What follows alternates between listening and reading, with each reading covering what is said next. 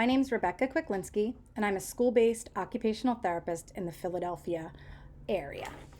I chose for my final project to create a website that can be used by any school, but specifically thinking of my school, my district in mind, and considering our strengths and weaknesses in the assistive technology process. So while it's kind of holistic in general, meaning that it's not just this website is not just based on assistive technology implementation, during this video, I will focus more on the implementation process. So this is my cover page. Contact us would go right to me. There's also some links. I live in Pennsylvania. Our district's in Pennsylvania, so I do have some links to the Pennsylvania Department of Education, as well as different guiding documents and information downloads that teachers or staff could download as resources. The bulk of my website is in the drop downs. Quickly, I'll go through what is assistive technology. This will take you to another assignment that I did previously that goes through and talks about what assistive technology is, types of assistive technology, and different devices. It's also, I have another link in terms of the process of assistive technology, and this would go through and just kind of go through and discuss review of definitions, the process in schools, barriers and limitations, and moving forward. That brings us to the assessment. Again, I'm not going to spend a lot of time on this, but I do have links to how to assess student needs. My goal is to add more to this so that I can utilize it in my district. That brings us to the implementation process.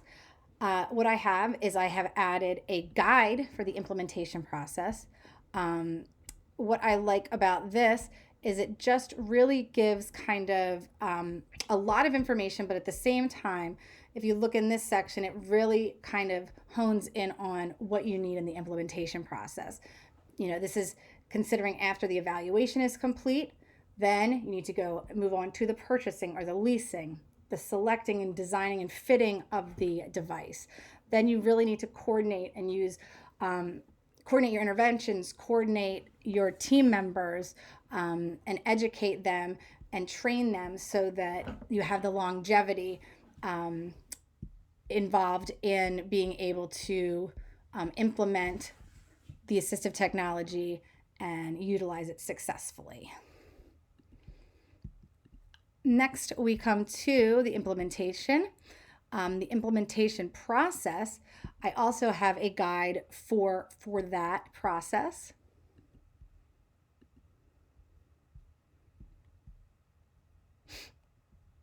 And what I like is the training and success sheet as well.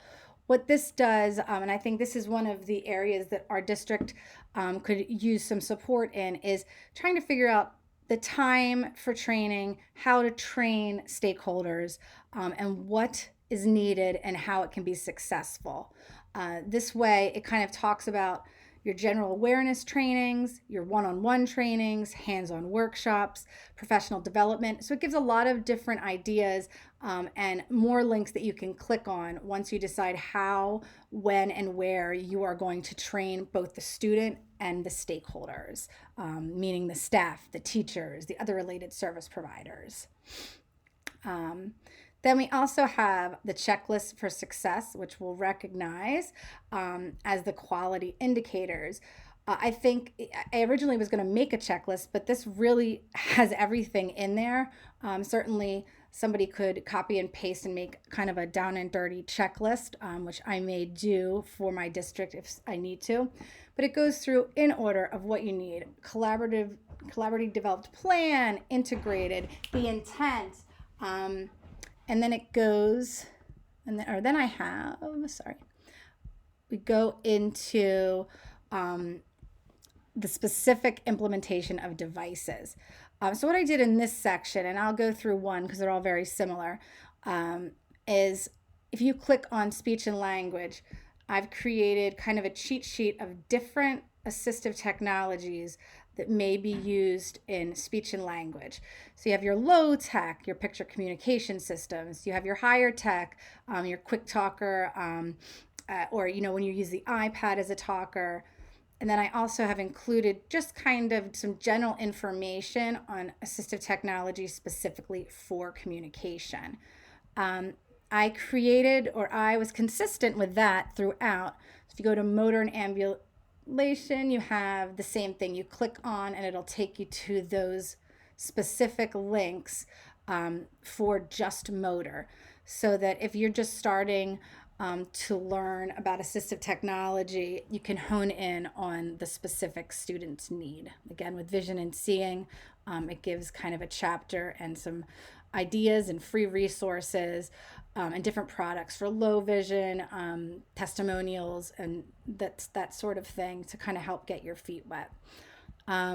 Also, in the different sections I created, they're usually divided into different types of devices, again, to just break it down for the user of this website. Memory and organization is the same. And also, I added some visuals in here and some resources that you can click on in order to get even more information.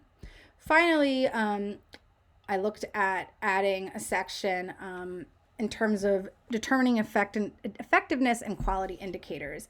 My district has a hard time kind of following through and reassessing, assessing, and changing the plan for assistive technology in order to modify the plan for different environments, or as the student changes, or is it working, is it not working, how do we tweak it, so that we can we can click on this and kind of find tips for how to evaluate the effectiveness and what to do from there.